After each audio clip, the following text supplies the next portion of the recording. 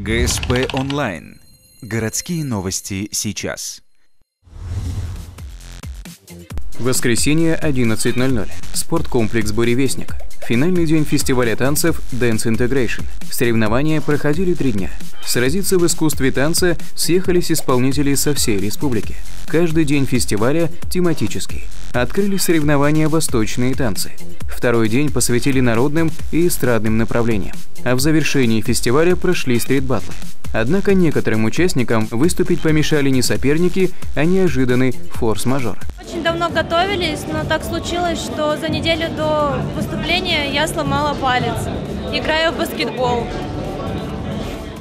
Артисты выступали в 13 номинациях, а после поучаствовали в индивидуальных баттлах. По словам самих организаторов, в этом году количество участников в некоторых разделах сильно сократилось. Если раньше за победу соревновалось до 50 танцоров, то в этом году иногда лишь по 6 человек. Тем не менее, такие традиционные направления, как, например, брейкинг, по-прежнему вызывали ажиотаж.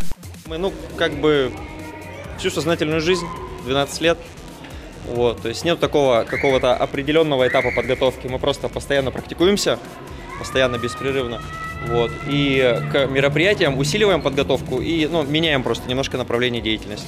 В 17:00 в городском дворце культуры параллельно с финалом прошел итоговый гала-концерт. Зрители увидели лучшие номера из всех направлений. Изюминкой закрытия стали постановки на социальные темы. Они были представлены на второй день. А на гала-концерте еще раз обратили внимание зрителей на знаменательную дату – 70 лет победы в Великой Отечественной войне.